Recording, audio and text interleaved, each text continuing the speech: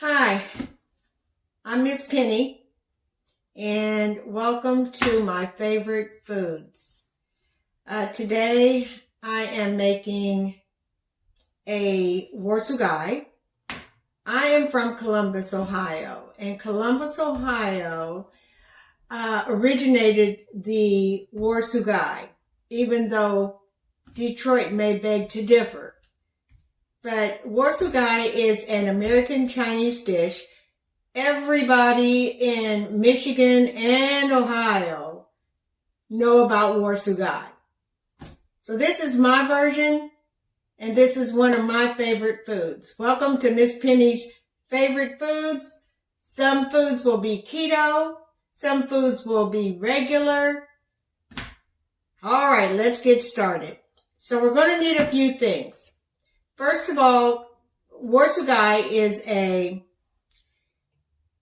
battered chicken breast. It's in a special specific gravy, and it's laid over a bed of crisp iceberg lettuce and rice on the side. That's the bulk of Su Gui. But making it, everybody makes it different, but this is the way I have always had it from as long as I could eat Su Gui in Columbus, Ohio, which was a lot of years. So this is Su Gui, Miss Penny style, and I hope you like it. All right, let's get started. We're going to need some chicken breasts. I've already washed my hands. So these are the chicken breasts. What we're going to do is, they've already been washed. They've already been seasoned with half a teaspoon of garlic powder, half a teaspoon of onion powder, and a tablespoon of soy sauce. So they have been marinating for a couple of hours. You can marinate them even overnight if you like, but a couple of hours. And so we're going to get started. First of all, we're going to make our batter. Now our batter, sometimes I mix it up and use a beer batter.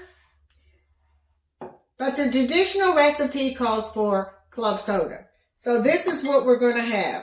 In this 2-cup measuring cup, I've got 1 cup of all-purpose flour, 1 cup of cornstarch. I've got 2 tablespoons of parsley, 1 tablespoon of onion powder, 1 tablespoon of garlic powder. We're going to mix these all together, and we're going to put them in a bowl so that we can make our batter for our chicken. Stir it up. It's good to aerate the flour. It just lightens, it puts air in the flour. It does make a difference, whether you're baking or whether you're frying. It doesn't hurt to do that every time you're using flour. Or sifting is another way of doing it. So we've got all these ingredients. In the meantime, we're going to turn our stove on, and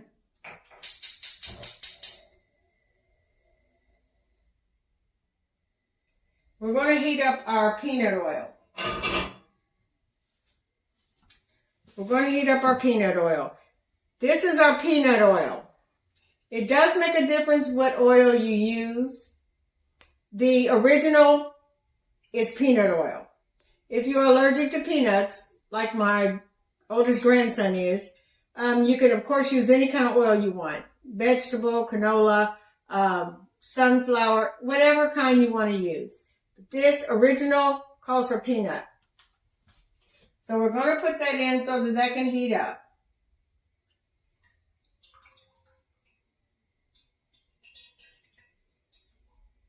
All right. Now, while that is heating up,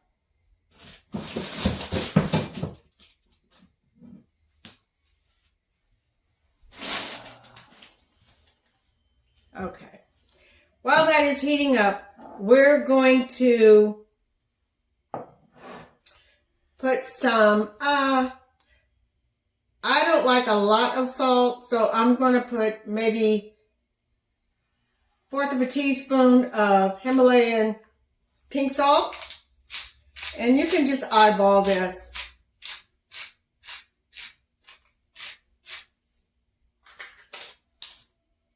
And about a half teaspoon of black pepper.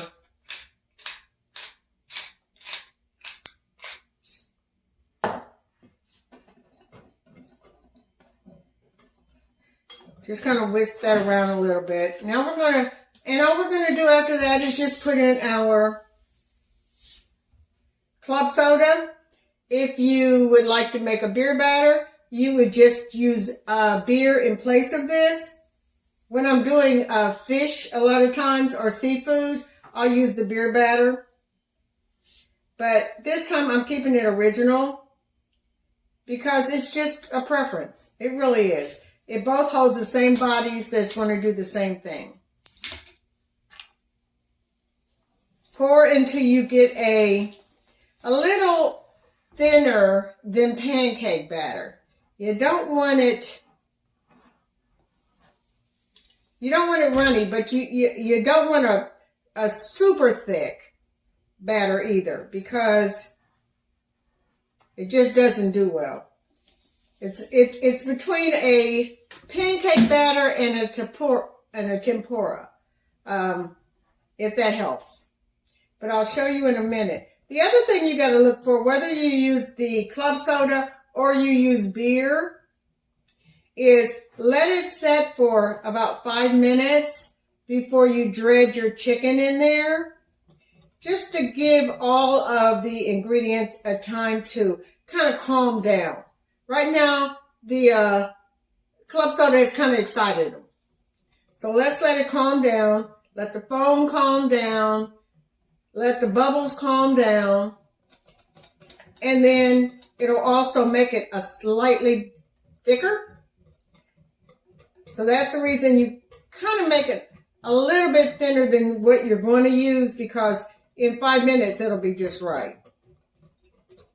And that's how you do that. Mix it well. And then you just set it aside.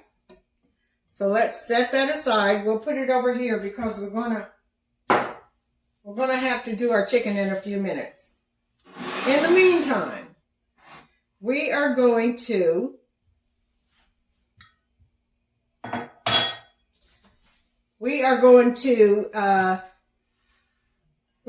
use our flour. Now, this is a cup of flour, plain all-purpose flour.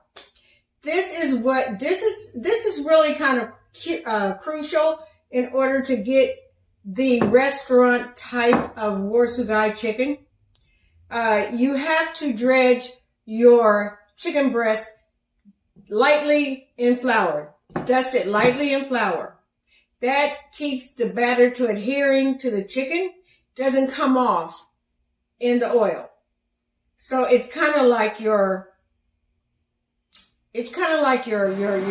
insurance that it's going to turn out good. The other thing we have to put in the batter is 1 egg.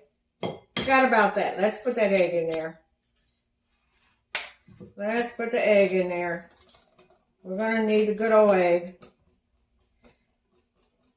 And this is the authentic batter for your chicken. So it is a cup of flour, cup of cornstarch, your seasonings, salt, pepper, parsley, your onion and your garlic powder, not salt, powder, and 1 egg. And of course your club soda. So that's what that is. And that's what it looks like. That's what it looks like. because it will thicken up a little bit once it sets. Okay, the flour, plain flour, only for dredging it, for dusting it before you put it in.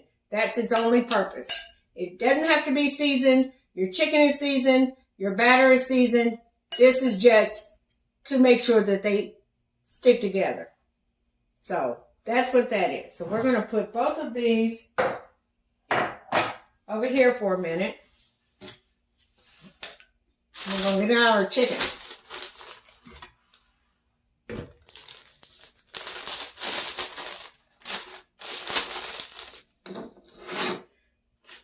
Now what I did with the chicken before I came on the camera, I had three whole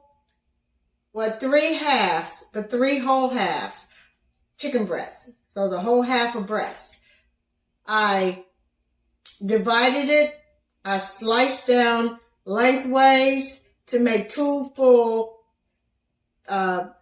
pieces of chicken breast. Long ways, not in half. Long ways. Then get out the old hammer. Pound it a little bit.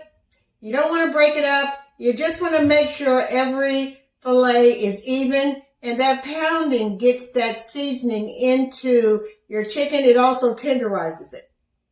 So it does a lot of different things, and it stops you from using a lot of ingredients to make it tender. Just beat it. Just beat it. Okay. That's what I did with this. So that's what we're about to do when it heats up. In the meantime, all right. Well, I appreciate you spending time with me today. Thank you for being here for my first ever cooking show. I appreciate you all. And this is Su Gui. That's what it looks like. And I just thank you for all coming and enjoying what Miss Penny's favorite foods with me. We've got a lot of great recipes that we're going to try. Things that you may have forgotten about. Things that we've put a twist on. Not your ordinary cooking show. Not your ordinary meals. But I hope you enjoy them. And I hope you stick with me. And I just thank you for staying. And I appreciate your time. And I just pray that God blesses you all. And I'll see you soon. Thank you.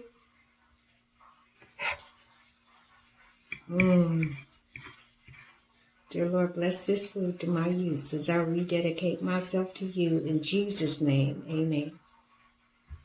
All right, bye-bye. Oh, Su Gui. Yes. Yes. Happy,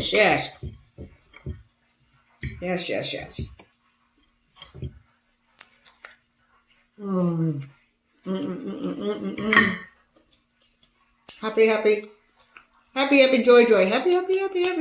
Ah. Bye.